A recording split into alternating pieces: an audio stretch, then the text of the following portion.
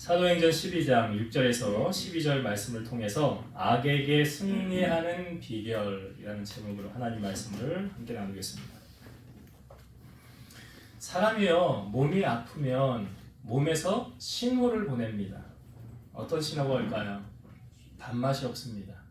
밥을 먹는데 꼭 모래알 씹는 것 같다라고 이야기를 합니다. 그리고 무기력하고 축 처집니다. 기력이 없습니다. 어렸을 때 우리 아이들을 키울 때 보면 열이 나잖아요. 그럼 애가 축 처져요. 해열제를 먹입니다. 그럼 열이 떨어지잖아요. 그럼 언제 그랬냐는 듯이 또 놀아요. 또 잘 놀다가 또 가만히 있으면 언젠가 또 축 처져요. 왜 그런가? 그러니까 또 열이 나는 거예요. 이게 반복되다가 컨디션이 다 회복되면 잘 놉니다. 여러분, 영적으로도 병이 들면 이와 비슷한 현상이 나타납니다. 영적인 밥은 뭐죠? 우리가 뭐 먹고 삽니까? 영적으로. 예수님 말씀하셨죠. 사람이 떡으로 살 것이 아니라 하나님의 입에서 나오는 모든 말씀으로 살 것이니라. 그러니까 영적으로 병이 들면 말씀 듣기를 싫어합니다. 그리고 은혜 받는 자리를 참여하지 않습니다. 또한 참여를 해도 말씀이 들리질 않아요. 밥 모래알 씹는 것처럼 말씀이 들리지가 않습니다. 그러니까 하나님이 우리에게 하시는 말씀이 말씀을 로고스라고 하잖아요. 근데 영감을 받은 하나님이 나에게 주신 말씀을 레마라고 하지 않습니까? 그러니까 성경의 말씀을 읽는 중에 이런 경험들을 해보셨을 거예요. 내가 이 구절을 수백 번 읽었었는데 아직까지 아무런 의미를 찾을 수가 없었어. 그런데 언젠간 이것이 그런 뜻이구나, 이것이 하나님이 나에게 주시는 말씀이구나 라고 나에게 와 닿을 때가 있어요. 그게 뭐냐면 레마로 하나님이 나에게 주시는 말씀이에요. 그러니까 말씀이 울리는 꽹과리처럼 듣기는 들으나 나에게 하나도 와닿지 않는 허공을 울리는 메아리 같다면 그것은 밥 먹지 못하고 굶는 것하고 똑같다는 것입니다. 이런 현상이 지금 나에게 나타난다 혹 그러면 우리는 내가 지금 영적으로 어려운 상태에 있구나 라는 것을 감지를 해야 돼요. 또한 사는 것이 귀찮고 의미가 없고 하루하루 보내고 있다. 왜 사냐라고 물으면 죽지 못해 산다. 삶에 의미가 없고 꿈이 없고 지겨워 죽겠고 기쁨이 없고 원망과 불평이 가득 넘치고 있다면 그건 심각하게 지금 영적으로 내가 병들어 있구나 라는 걸 감지를 하셔야 돼요. 내가 지금 영적으로 병들어 있으면 어떻게 이것을 극복할 수 있을까요? 해결책이 있지 않을까요? 운동선수들이 운동을 잘하는 건 문제가 없습니다. 근데 슬럼프라는 것이 가끔 찾아온다고 그래요. 그래서 이 슬럼프를 넘지 못해서 선수 생활을 그만두는 선수들도 있다고 합니다. 극복하지 못해서. 이 슬럼프를 극복하는 선수들에게 질문을 해서 당신은 어떻게 슬럼프를 극복했습니까? 라고 질문하면 하나같이 이런 이야기해요. 기본으로 돌아갔어요. 그래. 기본으로 돌아갔어요. 뭘 잘 안 돼도 포기하는 것이 아니라 계속 내가 하던 생활 하루의 루틴, 아침에 정해진 시간에 일어나서 밥을 먹고 정해진 시간대로 운동을 하고 그것이 내게 지금 어떠한 영향이 결과가 나타나지 않는다 할지라도 꾸준히 그것을 해왔더니 포기하지 않고 했더니 어느 순간 슬럼프가 극복이 되었더라는 거죠. 신앙생활도 그렇지 않을까요? 신앙생활의 슬럼프, 시험 안 받으면 좋은데, 시험이 안 오면 좋은데, 혹 시험이 왔을 때 우리는 이것을 어떻게 극복을 해야 될까요? 기본으로 가는 거죠. 신앙생활의 기본은 무엇입니까? 말씀 붙잡고 기도하고 찬양하는 거예요. 그러다 보면 어느 순간 자연히 회복되어지는 내 모습을 보게 된다는 것입니다. 그러니까 포기하지 않고 신앙의 루틴을 지키는 거예요. 그러니까 아침에 일어나서 주님 묵상하고 성경책 한 장 읽고 찬송 한 장 읽고 뭐 거룩하게 사는 게 다른 게 아니에요, 여러분. 그렇게 하루를 기도로 시작하고 말씀으로 시작하고 찬양으로 시작하는 것, 그러면서 내 삶을 오늘 하루 하나님 앞에 맡기며 나아가는 것, 이게 뭐예요? 이게 거룩한 삶의 시작이라는 거예요. 그러니까 여러분, 신앙생활을 꾸준히 하는 것은 참 중요한 거예요. 가끔 교제하다 우리 권사님 그런 얘기를 하잖아요. 주님 오시는 그날까지 내가 신앙생활 잘 해야 될 텐데. 주님 오시는 그날까지. 내가 천국에 가는 그날까지. 요즘 다니엘 기도에 여러분 얼마나 저는 사모하게 되는지요. 정말 저는 이런 마음이에요. 제가 배가 고프면 여러분 밥을 주면 어떻게 먹어요?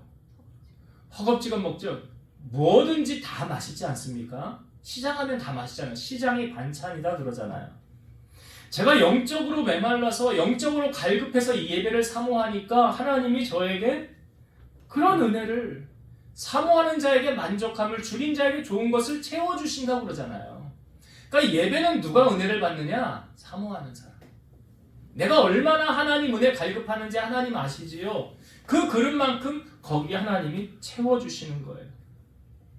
우리가 왜 하나님의 은혜를 구하며 살아가야 됩니까? 여러분 거기에 승리의 비결이 있기 때문에 그래요. 왜 은혜를 우리가 구해야 되느냐, 사모해야 되느냐? 요한일서 5장 4절 무릇 하나님께로부터 난 자마다 세상을 이기느니라. 세상을 이기는 승리는 이것이니 우리의 믿음이니라. 세상을 무엇으로 이긴대요?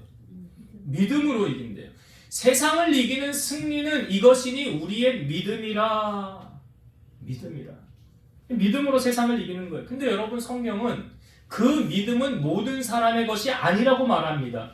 데살로니가후서 3장 2절과 3절 또한 우리를 부당하고 악한 사람들에게서 건지시옵소서 하나 믿음은 모든 사람의 것이 아니니라. 주는 믿부사 너희를 굳건하게 하시고 악한 자에게서 지키시느니라. 믿음은 모든 사람의 것이 아니에요. 다 믿음 좋은 사람이 아니에요. 주를 믿는 믿음이 굳건해지고 악한 자에게서 건짐을 받는다. 여러분 거목이라는 것 있죠. 나무의 큰 나무를 우리는 거목이라고 하지 않습니까? 그 거목이 온갖 시련과 어려움을 극복해서 성장해 간 나무들을 나중에 거목이라고 해요. 그래서 그 나무를 잘라보면 나이테라는 게 보이지요. 그 나이테는 무엇입니까? 1년이 되면 하나의 나이테가 생기는 거예요. 그래서 잘라보면 한 20개네. 그러면 얘는 나이가 20살이구나. 뭐 신앙도 연수가 중요한 건 아니지만 내가 하나님 앞에 변함없이 늘 그 자리를 지키고 나아가고 있다는 것은 참으로 중요한 거예요. 변함이 없이 하나님을 사랑하고 나아가는 건 참으로 중요한 거예요. 난 누구 때문에 교회 가기 싫어. 나 저 사람 때문에 시험 받았어. 나 그래서 신앙생활 안 할래. 그건 잘못된 거예요. 크게 잘못된 거죠. 그 왜 사람 보고 신앙생활 합니까?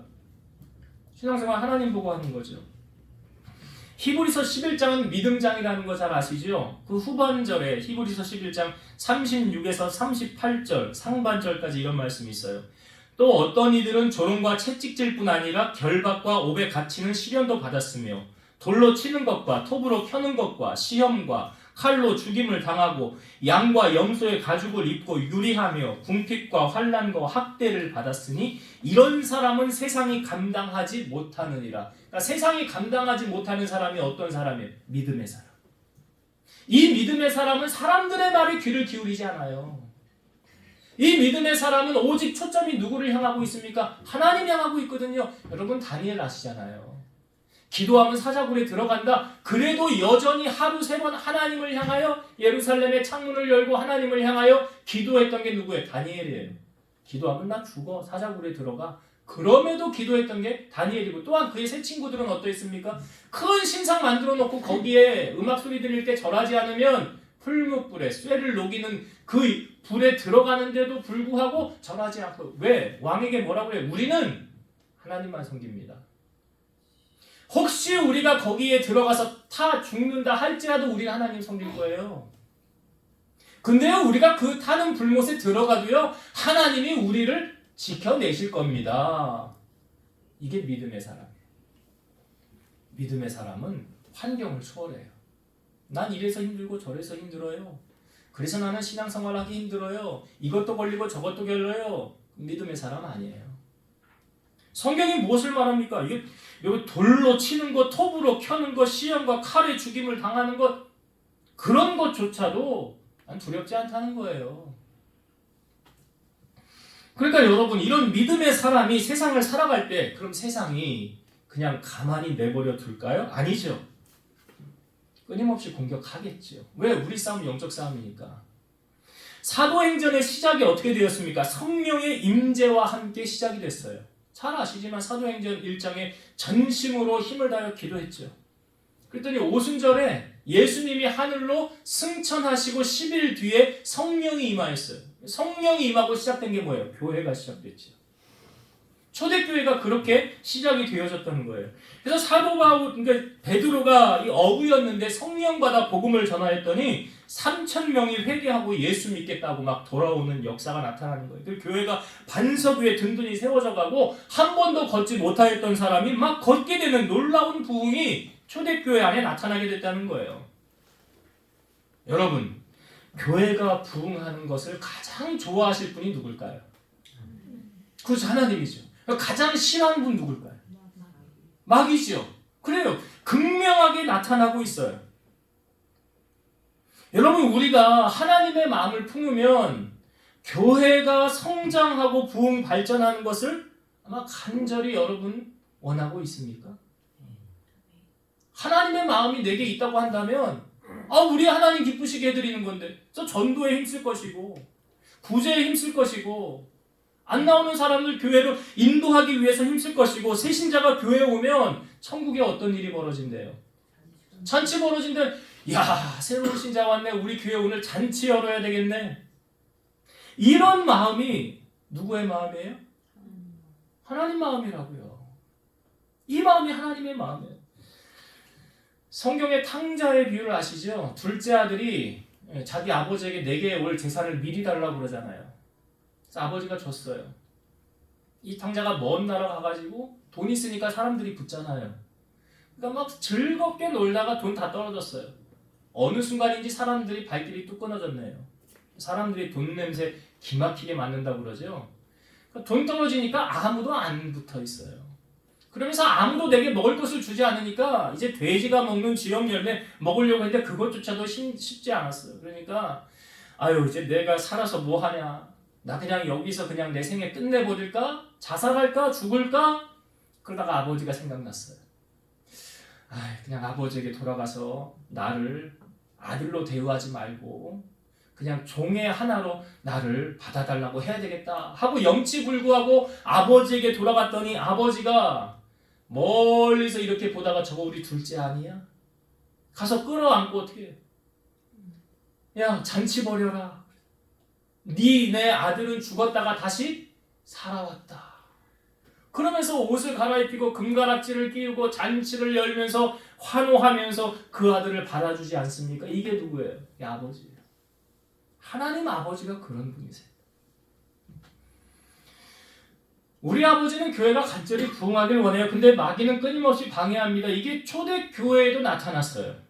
초대교회가 성장하는 것을 시기하며 반대하던 무리들이 있었어요. 오늘 보니까 헤롯 왕을 비롯한 유대인들. 예수님의 12제자 가운데 가장 먼저 순교를 당하는 사건이 오늘 사도행전 12장에 나타나고 있어요. 예수님의 제자였던 야고보가 헤롯의 칼에 의해서 죽임을 당하는, 순교를 당하는, 예수 믿는다는 이유로 죽어야 되는 그런 일을 야고보가 당하게 되었어요. 오늘 본문에 등장하는 헤롯 대왕은요, 이 헤롯 대왕의 손자를 말합니다. 그래서 원칙 이름은 헤롯 아그리파 1세고 이 사람은 37년에서 44년 동안 유대의 왕으로 통치를 했던 사람이에요. 그러니까 지금 사도행전 12장은 시대적 배경이 언제냐면 AD 44년입니다. AD 44년이라는 것은 헤롯이 죽은 해가 AD 44년이에요. 헤롯이 어떻게 죽었는지는 여러분 성경을 보신 분들은 알 거예요. 사도행전 12장 마지막 부분에 보면 그가 연설을 했는데 사람들이 야, 신의 소리다. 그리고 그 영광을 하나님께 돌리지 아니함으로 하나님께서 그로 하여금 벌레에게 먹혀서 죽게 만들었어요. 헤롯이 그렇게 죽었어요. 벌레에게 먹혀서. 그리고 그의 생애가 그렇게 끝나는 겁니다. 하나님의 심판을 볼 수 있는데 여러분, 하나님의 일에 방해한 사람, 성령을 회방한 사람은 반드시 심판을 받습니다. 그래서 절대로 교회를 회방하거나 하나님의 일에 방해하면 결과가 좋지 않아요. 지금 헤롯 이 왕이요, 뭣도 모르고 교회를 핍박하고 야고보를 죽이고 이것이 왜 유대인들이 기뻐하는 것을 보고 그렇게 했다는 거예요. 그러니까 자기가 통치하는 자기 백성이 와 헤롯 잘한다 헤롯 잘한다 그러니까 예수님 반대편에 선 그 무리들의 말을 듣고 지금 헤롯이 이렇게 한 거예요. 야고보를 죽이고 그 다음에 좋아하는 것을 보고 예수님의 수혜자였던 베드로도 죽이려고 합니다. 옥에 가다 놨어요. 근데 베드로를 죽이려고 하는데 명절이 걸렸던 거예요. 이 유월절과 무교절을 유대인들은 같이 지키는데 여러분 유월절의 유래는 아시죠? 출애굽하기 전에 그러니까 10번째 재앙, 애굽에 10가지 재앙을 내릴 때 10번째 재앙이 뭐예요? 장자의 죽음이죠. 근데 장자의 죽음을 하기 전에 하나님께서 모세에게 이스라엘 백성들을 하여금 유월절이라는 것을 지키게 했어요.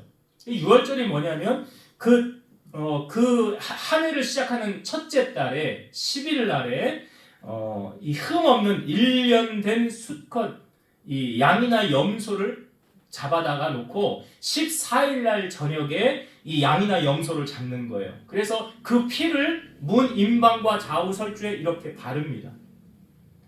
그리고 이 희생 제물을 이제 구워서 먹고 남은 것은 다 불살라서 버렸어요. 그리고 함께 곁들여 먹었던 것이 누룩을 넣지 않은 빵과 쓴 나물을 먹었어요. 이게 유월절이죠. 그 유월절을 기고 그 다음 날이 이제 15일이죠. 15일부터 무교절이 시작되어지는 거예요. 한 주간 동안. 그래서 무교절의 첫째 날 15일과 21일째는 7일째 되는 날은 생업에서 손을 떼고 거룩한 모임에 참여해야 됐습니다. 이게 이스라엘이 지키는 이제 유월절과 그 다음 날부터 시작되는 무교절이었어요. 그러니까 베드로도 지금 잡혔는데 무교절 기간이 끝나면 이제 야고보처럼 죽이려고 옥에 철저하게 베드로를 가다 놓은 거예요. 베드로는 이제 어떻게 보면 죽을 날 받아 놓은 거 아닙니까? 야, 이제 성경이 시작돼. 내일이면 무교절이 끝나니까 나는 이제 내일 죽겠구나. 죽을 날 받아 놓은 사람이잖아요. 베드로가. 야고보 어떻게 죽었는지 봤잖아요. 그렇게 이제 나도 죽겠구나. 그런데 그 무교절이 끝나는 그 다음 날 나와서 죽어야 되는 베드로가 감옥에서 뭘 하고 있습니까? 성경을 봅시다. 6절과 7절을 한번 보겠습니다.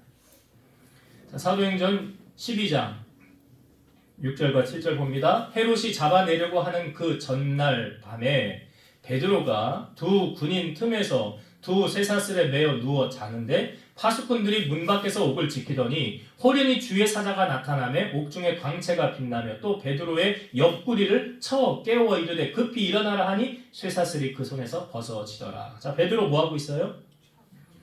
누워서 자고 있는데 얼마나 깊게 잠이 들었으면 사람이 인기척이라는 거 이렇게 일어나면 깨잖아요. 근데 베드로가 아주 깊은 단잠을 자고 있죠. 어떻게 할 수 있습니까? 천사가 나서 베드로의 옆구리를 쳐서 깨웠다는 거예요. 옆구리를 쳐서 깨웠다는 거예요. 인기척에 베드로야 일어나 이거 아니에요. 흔든 거예요. 아니 여러분, 내일이면 죽을 사람이 이렇게 단잠을 잘 수 있을까요? 베드로 내일 죽잖아요. 무교절 기간 끝나면 야고보 어떻게 죽는지 봤잖아요. 그렇게 나도 이제 내일이면 죽겠구나. 그런 베드로가 지금 옥중에서 뭐 하고 있어요? 잠이 올까요? 여러분 같으면 잠 오겠어요? 나 시한부 인생이야. 나 이제 내일 내 인생 끝난대. 그 전날 밤에 잠이 오겠냐고요. 근데 베드로는 어떻게 잠을 잘 수가 있었을까요? 왜요? 예? 하나님 믿으니까. 하나님 믿어도 내일 죽으면 어떻게 해요? 아, 나 내일 죽으면 천국 가지 참. 그러니까 나 죽어도 괜찮아. 여러분 그렇습니까? 아, 저는 주님 빨리 왔으면 좋겠는 사람이에요. 솔직히 말씀드려서. 근데 베드로가 지금 내일 이제 죽겠구나. 죽을 날 받아놓은 사람인데 잠을 자고 있다라는 거죠. 어떻게 잠을 잘 수 있을까? 베드로의 마음에 평안함이 있었지요. 누가 주시는 평안함일까요? 주님이 주시는 평안함이죠. 근데 이 평안함은 믿음하고 연결이 되죠. 믿음 없으면 요동치잖아요. 불안하잖아요. 그럼 믿음이 있다는 것은 다시 말씀드리면 말씀이 있다는 거예요. 베드로에겐 말씀이 있다. 어떤 말씀일까요? 예수님이 베드로에게 주셨던 말씀, 이게 뭐예요? 레마예요. 이게 레마라고요. 그냥 로고스 아니고요. 주님이 직접 나에게 주셨던 말씀이 기록되어져 있잖아요. 요한복음 마지막 장 21장 18절 19절 궁금하죠? 어떤 말씀인지 찾아보실래요? 제가 기록을 했는데 찾아보세요. 요한복음 21장 18절과 19절. 자, 베드로가 평안히 단잠을 잘 수 있었던 것은 주님이 나에게 하셨던 그 말씀, 레마의 이 말씀을 붙잡았기 때문에 그는 단잠 잘 수 있었던 거예요. 자, 요한복음 21장 18절 19절 읽어볼게요. 내가 진실로 진실로 내게 이르노니 내가 젊어서는 스스로 띠뛰고 원하는 곳으로 다녔거니와 늙어서는 내 팔을 벌리리니 남이 내게 띠띠우고 원하지 아니하는 곳으로 데려가리라. 이 말씀을 하심은 베드로가 어떠한 죽음으로 하나님께 영광을 돌릴 것을 가르치심이로라. 이 말씀을 하시고 베드로에게 이르시되 나를 따르라 하시니. 예수님께서 베드로에게 너 젊어서는 네가 스스로 띠뛰고 원하는 곳으로 다녔거니와 늙어서는 남이 내게 띠띠우리니 원하지 아니하는 곳으로 남이 너를 데리고 가리라. 이 말씀은 베드로가 어떠한 죽음으로 죽을 것을 주님이 아시고 예견해 주신 말씀이에요. 그러니까 베드로는 이 말씀을 하나님이 주님이 나에게 주신 레마의 말씀으로 붙잡은 거죠. 자, 그러면 지금 옥중에 지금 AD 44년이에요. AD 44년. 자, 옥중에 있는 베드로가 옥중에 있으면서 평안하게 단잠을 잘 수 있었던 이유. 뭘 붙잡았기 때문에? 자, 여러분 베드로가 어떻게 죽게 되었느냐? 자, 로마의 악독한 왕이라고 하는 네로라는 사람 이름 들어보셨잖아요. 네로의 통치 기간이 54년에서 68년이에요. 근데 이 네로가 통치할 때 대경기장에 엄청난 화재가 일어나기 시작합니다. 그래서 도시 전체가 불타는 사건이 일어나요. 로마에. 근데 이 책임을 네로가 누구에게 돌리느냐? 기독교인들에게 돌리는 거예요. 그래서 기독교인들을 대학살하기 시작합니다. 이때에 베드로도 체포가 돼요. 역사가 요세비우스는 베드로가 AD 67년에 십자가에 거꾸로 지고 순교를 했다고 전해지고 있습니다. 그러니까 시대적으로 보면 지금 AD 44년이잖아요. 베드로가 순교한 거의 시점은 AD 67년이잖아요. 그러니까 베드로는 주님이 주셨던 그 말씀을 붙잡은 거예요. 나 옥중에 있지만 나 지금 안 죽어. 왜? 주님이 나에게 말씀해 주셨거든. 나 지금 안 죽는다고. 나 나중에 주의 복음 전하다가 거꾸로 십자가에 달려서 죽을 거거든. 이렇게 태평하게 잠을 잘 수 있었던 이유는 그런 말씀을 붙잡았기 때문이에요. 이사야 26장 3절 주께서 심지가 견고한 자를 평강하고 평강하도록 지키시리니 이는 그가 주를 신뢰함이니이다. 그러면 주님을 신뢰한다는 게 뭐라고요? 말씀을 붙잡는 거라고요. 말씀을 믿는 거라고요. 여러분 믿음 어떻게 자랍니까? 성경이 답을 해주고 있죠. 로마서 10장 17절 믿음은 들음에서 나며 들음은 그리스도의 말씀으로 말미암느니라. 그러니까 성경을 우리가 읽기에 힘써야 되고 설교 듣는 거 힘써야 되고 말씀 묵상에 힘써야 되고 말씀을 들었으면 실천하기에 힘써야 돼요.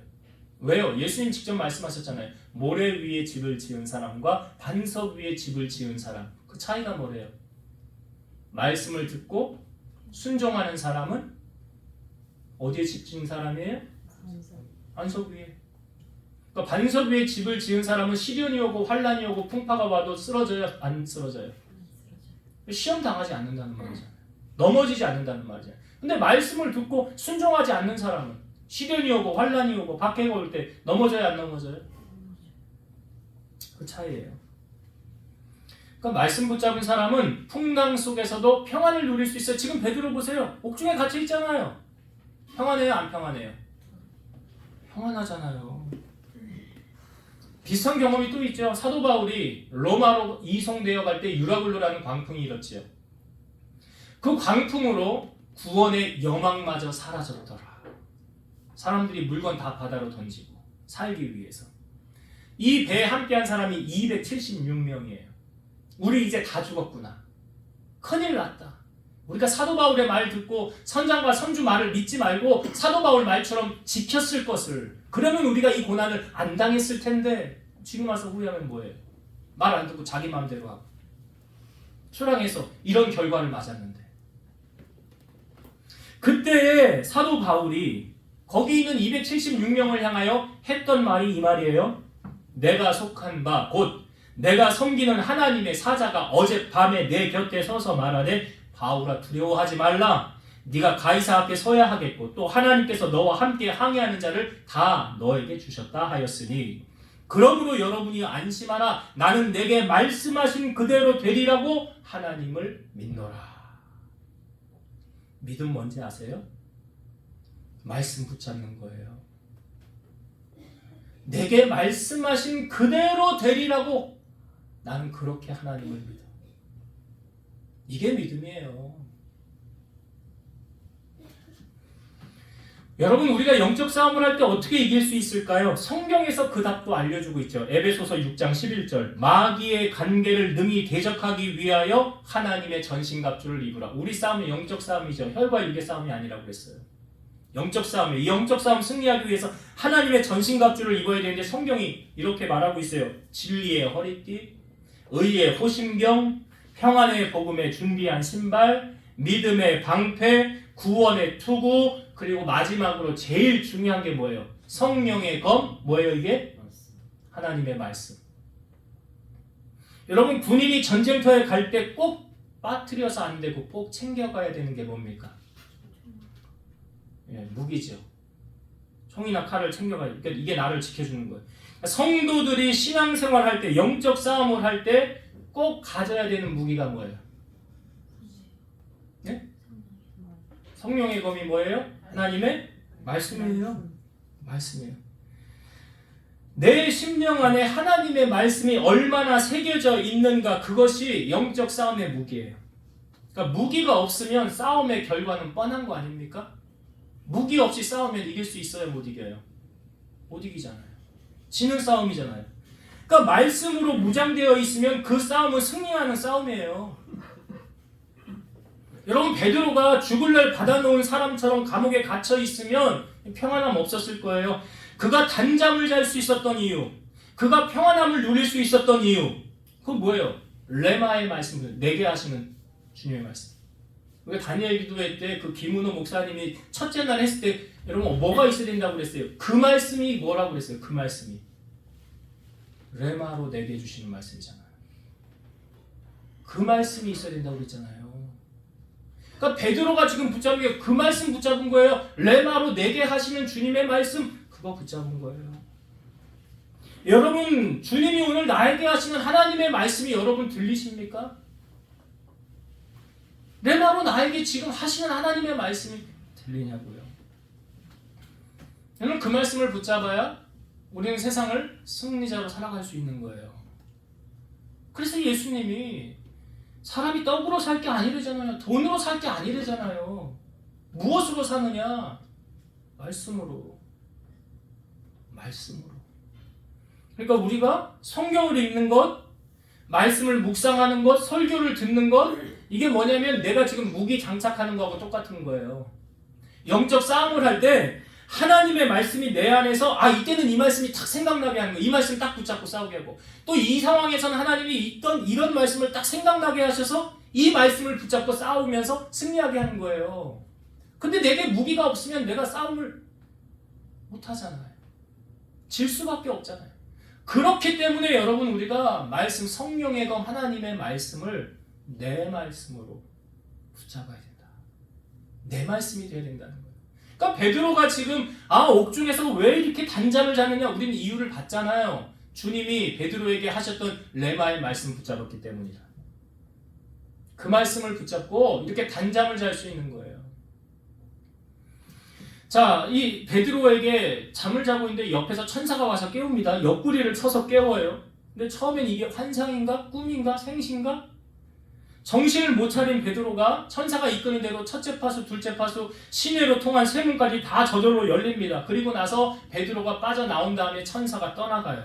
자, 이때 정신을 차린 베드로가 한 말이 뭐냐? 11절의 말씀을 한번 봅시다. 11절.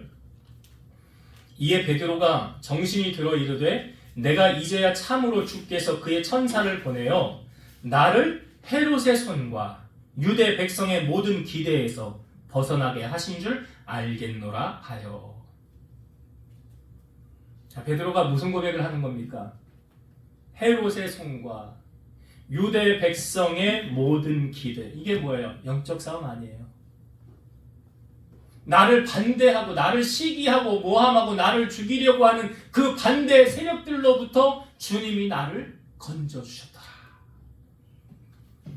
복음성과 찬양 가운데 설교 준비하면서 이 찬양의 후렴이 생각났어요. 보라 하나님 구원을, 보라 하나님 능력을, 너희를 위해서 싸우시는 주의 손을 보라. 우리를 위해서 누가 대신 싸워주십니까? 하나님 대신 싸워주시잖아요. 지금 천사를 보내어서 내일이면 죽을 그 베드로를 꺼내시는 하나님의 놀라운 능력. 여러분, 싸움의 승패는요 사람 손안에 있지 않습니다. 그래서 어떤 사람들은 말을 의지하고 어떤 사람들은 병거를 의지해요. 다윗이 골리앗 앞에 싸움을 하러 나아갔을 때 다윗이 골리앗을 향하여 했던 말은 무엇입니까? 너는 칼과 창과 단창으로 내게 나오지만 나는 만군의 여호와의 이름. 여러분, 다윗의 하나님이 여러분의 하나님이 될 줄로 믿습니다. 오늘 그 하나님이 나의 하나님이 돼야지. 나의 하나님이면 그분이 나의 하나님이잖아요. 이사야 45장 7절 나는 빛도 짓고 어둠도 창조하며 나는 평안도 짓고 환난도 창조하나니 나는 여호와라 이 모든 일들을 행하는 자니라 하였노라. 이 모든 일을 누가 행하신다고요? 하나님이 행하신다고요.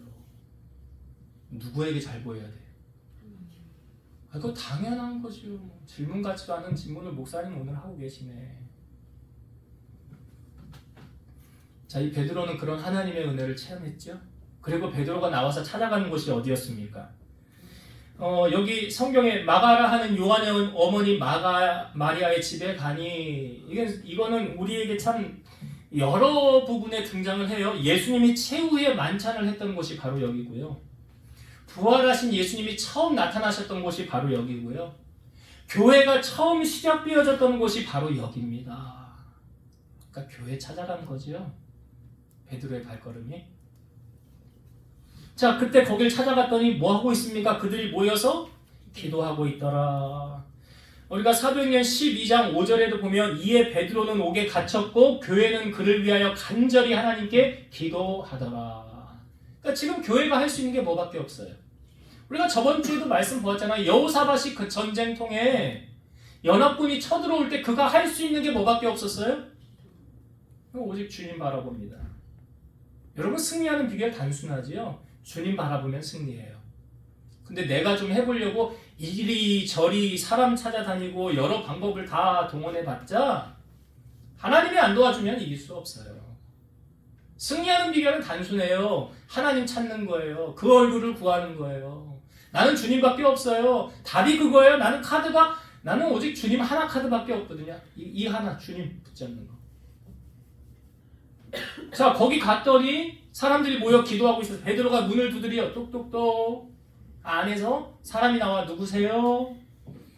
누가 나는 성경에 보니까 로데라 하는 여자아이였어요. 누구세요? 나 베드로야. 그랬더니 자, 이 부분 성경을 봅시다. 14절과 15절. 14절 15절 봅니다. 베드로의 음성인 줄 알고 기뻐하여 문을 미처 열지 못하고 달려 들어가 말하되 베드로가 대문 밖에 섰더라 하니 그들이 말하되, 그 안에 있는 사람들이죠. 그들이 말하되 네가 미쳤다 하나, 여자아이는 힘써 말하되 참말이라 하니 그들이 말하되 그러면 그의 천사라 하더라. 문을 똑똑똑 들여. 나 베드로야. 그러니까 로데가 너무 기뻐서 들어가 사람들에게 얘기했어요. 밖에 베드로 사도가 와 있습니다. 그때 사람들이 뭐라고 그래요? 너 미쳤구나. 여기 성경에 말해요. 너 미쳤구나. 아닙니다. 정말 참말입니다. 그랬더니 뭐예요? 그러면 그의 천사라. 여러분 여기서 한 가지 생각해 볼 것이요. 로데는 왜 기뻤을까요? 네? 네. 로데는 베드로 사도 그냥 살아서 돌아온 게 기쁜 거 아니에요. 로데는 믿음으로 기도했어요. 뭐라고요? 베드로 사도 살려주세요. 우리에게 오게 해주세요. 그렇게 기도한 사람이 로데예요. 베드로 보고 기뻤다는 것은 내 기도 하나님이 들어주셨네. 응답해 주셨네. 할렐루야. 근데 거기 안에 들어가 있는 사람들에게 말하니까 안 믿지요. 왜? 그렇게 기도한 사람이 없었다는 거잖아요. 여러분 믿음의 기도는 병든 자도 일으키고 너희가 기도할 때 믿고 구한 것은 뭐 하래요? 받은 줄로 믿으라. 기도하고 구한 것은 받은 줄로? 여러분 기도하면서 이게 이루어질까? 야고보 기자가 말하잖아. 오직 믿음으로 구하고 조금도 의심하지 말라. 의심하는 자는 바다 물결 요동치는 것 같으니 이런 사람은 무엇이든지 주께 얻기를 생각하지도 말래요. 기도는 많이 하는데 의심하며 하는 기도 안 들어주세요. 그러니까 지금 로데를 통하여 우리에게 보여주는 하나님의 메시지는 뭘까? 그 믿음으로 기도한 그 한 사람의 기도가 베드로 살린 거잖아요. 청교도의 창시자 존 낙스는 이런 이야기 했어요. 기도하는 한 사람이 기도하지 않는 한 민족보다 강하다. 한번 따라합시다. 기도하는 한 사람이 기도하지 않는 한 민족보다 강하다. 스코틀랜드의 피해 여왕 메리가 존 낙스 옥에 갇혀놨다가 풀어주면서 했던 말이 이거예요. 영국의 100만 군사보다 존 낙스의 기도가 더 무섭다. 100만 군사보다 한 사람의 기도가 그걸 능가했대요. 여러분 기도는 어떻습니까? 존 낙스처럼 영향력 있나요? 아니면 로데처럼 정말 믿음으로 기도하나요? 아니면 의심하면서 하나요? 여러분 말만 많이 하는 중언부언의 기도가 아닌 전심으로 하나님을 신뢰하며 믿음으로 구하는 것, 이게 중요한 거예요. 나의 기도는 하나님이 응답해 주실 만한 믿음의 기도인가? 여러분 자신을 돌아보세요. 나는 기도할 때 어떻게 하고 있는가? 나는 정말 오늘 이 로데처럼 그런 기도의 응답을 체험하면서 하나님의 살아계심을 경험하고 있는가? 왜요? 하나님은 살아계시니까. 우리 작은 신음에도 응답하신대잖아요. 오늘 로데를 통하여 그것 보여주는 거 아닙니까? 기도는 능치 못함이 없어요. 여러분 하나님 앞에 기도하면 하나님의 손을 움직이는 게 기도 아닙니까? 그 능력을 체험한 사람이 오늘 본문에 우리에게 보여주고 있어요. 자, 이제 말씀을 정리하고 마치겠습니다. 교회가 부흥하는 것은 누가 원하는 걸까요? 여러분 하나님의 마음을 여러분 갖고 계십니까? 하나님의 마음이에요. 내 집이래잖아요. 교회는 내 집이래잖아요. 아버지의 집이 잘되게 하는 건 하나님의 마음이고 교회를 망하게 하고 분란을 일으키게 하는 것은 마귀가 하는 일이에요. 절대 성령을 회방하는 사람, 하나님의 일에 딴지를 거는 사람은 절대 하나님께 복을 못 받습니다. 결말이 좋지가 않아요. 그래서 초대교회가 부흥하여 갈 때 바로 등장하잖아요. 헤롯이 어떻게 했는지. 야고보를 순교해서 죽였죠. 베드로에게 갇혔죠. 그 어떻게 죽었어요? 벌레에게 먹혀 죽잖아요. 뒷부분에 보니까. 비참하게 죽는 인생 아닙니까? 누가 그 왕을 건드려요? 자기가 뭐 하나님보다 높아요? 갔어요 그냥. 하나님이 치면 그냥 가는 거예요. 그래서 우리는 주의 일에 힘써야 되고 하나님 영광을 높이는 자가 되어야 된다. 자, 베드로가 옥에 갇혔을 때 정말 단잠 잤어요? 꿀잠 잤어요? 그럴 수 있었던 비결 뭐라고요? 말씀을 붙잡았다.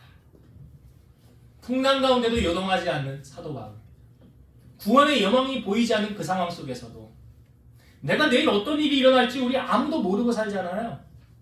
그런데 그 모든 삶을 하나님의 말씀을 붙잡고 살아가는 사람, 심지가 견고한 자는 평강하고 평강하도록 지키신대잖아요. 말씀 붙잡는 사람은 이런 평안함을 누릴 수 있는 거예요. 베드로와 같이 내일 죽을 사람이 어떻게 단잠을 자? 아니지, 안 죽죠. 왜? 주님 말씀 붙잡았잖아요. 약속의 말씀 잡았잖아요. 우리가 붙잡아야 될 게 무엇입니까? 하나님 말씀 붙잡고 가는 거 아니에요. 그래서 말씀이 무기예요, 여러분. 이 무기를 장착을 내가 많이 해놔야지 내 안에. 묵상을 많이 하고 암송도 하고 읽기도 하고 설교도 듣고 그래서 말씀으로 충만하게 채워야 내가 영적 싸움에서 승리할 수 있는 거예요. 그렇지 않으면 무기가 장착되어지지 않는데 마귀가 와서 넌 무기도 없잖아. 넌 내 싸움거리 안 돼. 그거 마귀가 몰라요? 다 알죠. 그걸 모르겠어요? 무기가 있는지 없는지를 모르겠냐고요. 여러분이 영적 싸움에서 승리자 되길 원하신다면 말씀 붙잡는 일에 힘쓰셔야 돼요. 마지막, 이 베드로가 정신이 온전해져서 갔을 때에 그 반가이 맞았던 로데 왜 기뻤다고요? 여러분, 기도해본 사람은 기도 맛을 알아요. 기도의 응답을 경험해본 사람은 기도하지 말라고 해도 기도해요. 왜요? 하나님이 내 기도에 응답한 걸 체험을 하니까. 하나님 살아계심을 경험을 하니까. 인격적인 하나님을 만나고 내가 그 하나님과 대면하여서 1대1로 나와 교제를 하는데 내가 어떻게 기도를 안 할 수가 있어요? 그래서 성경에 기도를 우리는 뭐라고 그래요? 호흡이라고 그러잖아요. 숨 안 쉬고 못 살잖아요. 크리스찬이 하나님의 자녀가 하나님과 대화 안 하고 살 수 있어요? 못 살죠. 그런데 그 하나님 앞에 대화하는 걸 기도라고 할 때 우리는 기도를 어떻게 해요? 로데처럼 하십니까? 아니면 그 안에 모여서 기도하는 그 군중들처럼 하십니까? 믿음으로 구하면 받은 줄로 믿으라. 오늘 여러분들의 기도가 그렇게 됐으면 좋겠어요. 의심하는 기도가 아니라 하나님은 무엇이든지 하실 수 있잖아요. 능치 못함이 없으시잖아요. 그 하나님이 내 기도, 로데의 기도를 들으셨던 것처럼 여러분들의 기도를 들으셔서 그런 놀라운 은혜를 경험하는 여러분들 되시기를 주의 이름으로 축원드립니다. 기도하시겠습니다.